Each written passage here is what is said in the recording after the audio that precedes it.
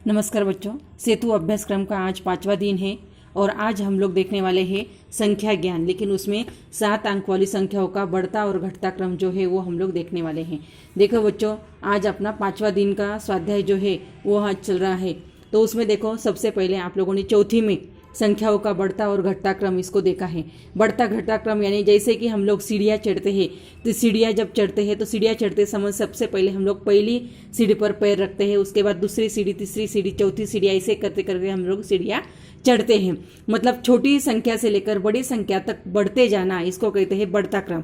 और उसी तरह सीढ़ियाँ जब उतरते हैं तो सबसे ऊपर वाली सीढ़ी यानी जो सबसे बड़ी अंक वाली सीढ़ी जो रहेगी, सबसे पहले हम लोग उस पर पैर रखेंगे और उतरते समय फिर उससे छोटी संख्या, फिर उससे छोटी संख्या, फिर उससे छोटी संख्या, ऐसे करते करते बाद में हम लोग सबसे मतलब सबसे अंत वाली सीढ़ी पर आ जाते हैं, यानी सबसे छोटी संख्या पर आ जाते हैं। उसको कहते हैं घटता क्रम।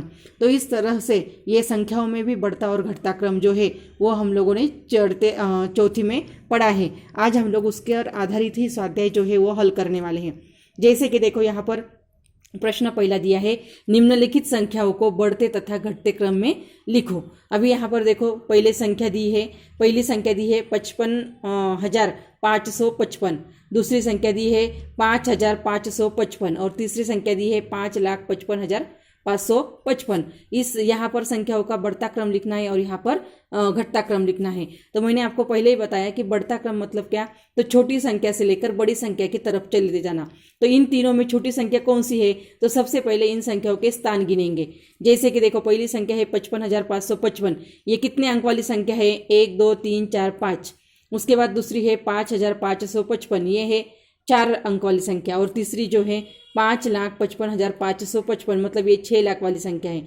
इसका मतलब सबसे छोटी संख्या कौन सी हो गई, 4 अंक वाली संख्या, इसलिए ये सबसे छोटी संख्या। उसके बाद उससे छोटी थोड़ी बड़ी कौन सी हो गई, 5 अंक वाली संख्या, और उससे बड़ी 6 अंक वाली संख्या। तो बढ़ता क्रम लिखने के लिए सबसे पहले हम लोग 4 अंक वाली संख्या, उसके बाद 5 अंक वाली और उसके बाद 6 अंक वाली संख्या लिखेंगे। और लिखते समय इसके बिल्कुल विपरीत करेंगे, पहले 6 अंक वाली संख्या, उसके बाद 5 अंक वाली संख्या और उसके बाद 4 अंक वाली संख्या। तो इस तरह से इन संख्याओं को बढ़ता और घटते क्रम में लिखना है।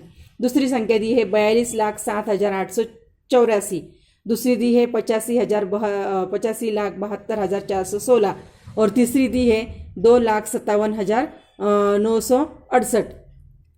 उसके बाद दी है तीसरा अंक है 7,82,899, 92,32,992 और 35,705। इनको भी आप लोगों को ऊपर जो मैंने उदाहरण बताया उसके जैसे ही आपको पहले संख्याओं के स्थान गिनने हैं, कितने अंक वाली संख्या है, और उसके बाद बढ़ता और घटता क्रम लिखना है। दूसरा दिया है प्रश्न, नीचे दी गई संख्याओं को बढ़ते और घटते क्रम में लिखो। उसी प्रकार आपको लिखना है। जैसे कि यहाँ पर पहली संख्या है 19,786, 74,26,614 और 30,98,786। अभी इसमें देखो, ये सभी संख्याएं कितनी हैं, 7 अंक वाली संख्या है। अभी इन संख्याओं में बढ़ता और घटता क्रम लिखने के लिए आपको छोटी बड़ी संख्या पहले पहचाननी है। देखो, यहाँ पर 19 लाख है, यहाँ पर 74 लाख है और यहाँ पर 30 लाख है। तो फिर सबसे छोटी संख्या कौन सी हो गई, 19 लाख वाली, उससे थोड़ी बड़ी 30 लाख वाली और उससे सबसे बड़ी 74 लाख वाली। तो इस तरह से अगर संख्याओं के स्थान समान होंगे तो फिर उनमें बड़ा और छोटा अंक देखकर बढ़ता और घटता क्रम करना है। उसके बाद है 83,07,854, 85,72,416 और 25,89,868। उसके बाद है 80,432, 5,329 और 4,55,008। तो इस तरह से इन संख्याओं को पहले छोटी बड़ी कौन सी है वो देखकर इनका बढ़ता और घटता क्रम लिखना है। उसके बाद प्रश्न तीसरा है, यहाँ पर उदाहरण दिया है, उस उदाहरण को अच्छी तरह से पढ़कर आपको प्रश्नों के उत्तर लिखना है। निम्नलिखित उदाहरण हल करो।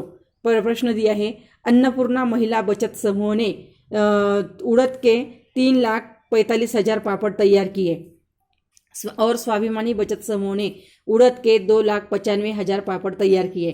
तो इसका उपयोग करके हमें प्रश्न लिखना है। पहला है, कौन से समूह ने अधिक पापड़ तैयार किए, मतलब इन दोनों में सबसे बड़ी संख्या जो रहेगी वो रहेगा इसका उत्तर। दूसरा है, कौन से समूह ने कम पापड़ तैयार किए, यहाँ पर जो सबसे छोटी संख्या रहेगी वो रहेगा इसका उत्तर। और तीसरा है दोनों समूहों ने बनाए हुए पापड़ की संख्या बढ़ते क्रम में लिखना है। तो इसका मतलब बढ़ते क्रम में लिखते समय पहले छोटी संख्या और उसके बाद बड़ी संख्या लिखो। तो इस तरह से ये तीनों प्रश्नों के उत्तर आप लोगों को मैंने बता दिए कैसे हल करने का है। और फिर ये जो प्रश्न दिया है, ये जो पेपर दिया है मैंने, तो इस पेपर को अच्छी तरह से देख कर आप लोगों को उसके प्रश्नों के उत्तर लिखना है। धन्यवाद।